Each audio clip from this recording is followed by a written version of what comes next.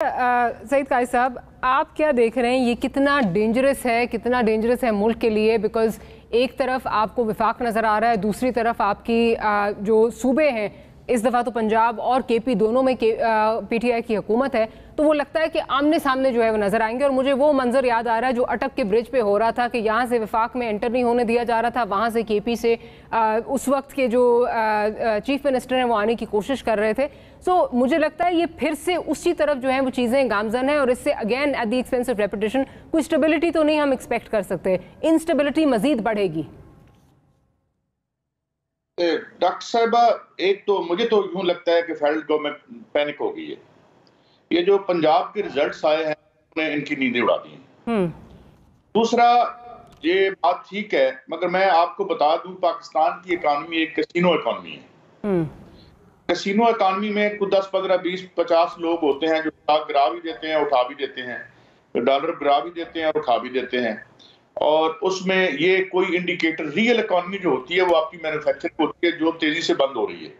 कल मैं एक इंडस्ट्रियलिस्ट के पास बैठा था, वो कह रहा था कि टोटल शटडाउन हो रहा है यहाँ पे, रियल इकॉनमी का सट्टा भरा चलेगा, हाउसिंग सोसाइटी, प्लाटों की कीमतें, ये है पाकिस्तान की मैशत की। एक तो मैं इसके हवाले से अपनी राय दे दूं।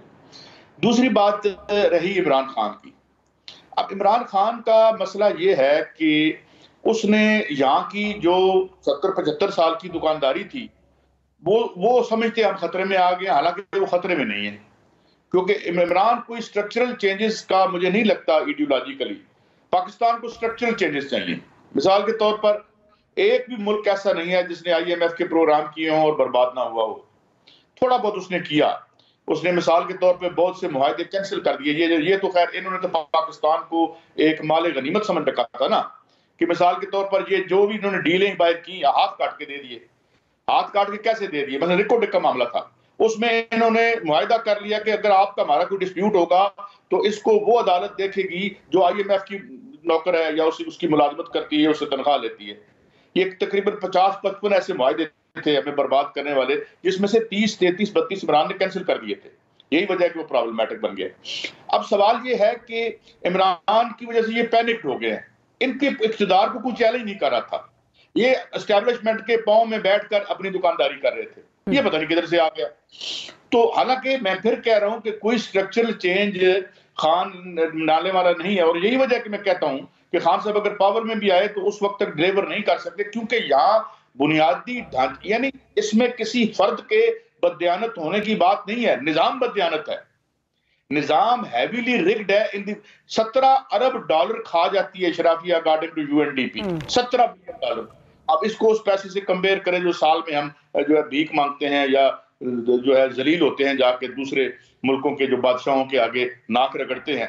17 बिलियन डॉलर कोई बंद नहीं करने को तैयार यहाँ की जो शराफिया खाती है। और ये मैं एक बात कर रहा हूँ, इसी तरह वर्ल्ड बैंक की आप अगर उस पर जाएं, उसकी साइट पे जाएं, तो आप देखेंगे कि वो कहता है कि 45 बिलियन डॉलर का टीका 10 साल में हमें किसने लगाया?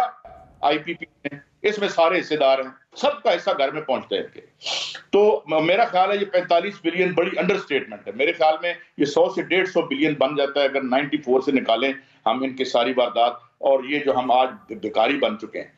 मैं नहीं समझता कि खान साहब के पास कोई सोल्यूशन है, जो उनकी आइडियोलॉजिकल पोजीशन है, लेकिन इनको थ्रेटन कर दिया। अब मैं आपको खबर देने लगा हूं आपके प्रोग्राम पे, इंटरनेशनल एस्टेब्लिशमेंट इस वक्त खान के साथ राब्ते में है। ये बिला वजह सफीर जाके नहीं मिलता, वहां पे 2 बातों पे खान अड़ा हुआ है।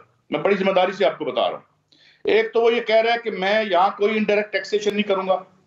दूसरा, अगर मेरे साथ आप मामला करते हैं तो मेरी कोई मुदाखलत नहीं होगी। मैं फिर दोबारा इसको दोहरा रहा हूं कि कोई मुदाखलत नहीं होगी। यहाँ पे बात फंसी हुई है, क्योंकि वो भी जो है इंटरनेशनल जो प्लेयर्स हैं वो डिस्करेक्ट। अब आप बताएं ना, 33 करोड़ रुपया निकला जिसपे सवालिया निशान है। 33 करोड़ रुपया टोटल इसकी जो फॉरेन फंडे वाला ड्रामा हो रहा है। 33 करोड़ रुपया अगर इसके मुखालफिन का साफ निकला है, मैं साबित छोड़ दूंगा। 33 करोड़ रुपया इसका क्लीन।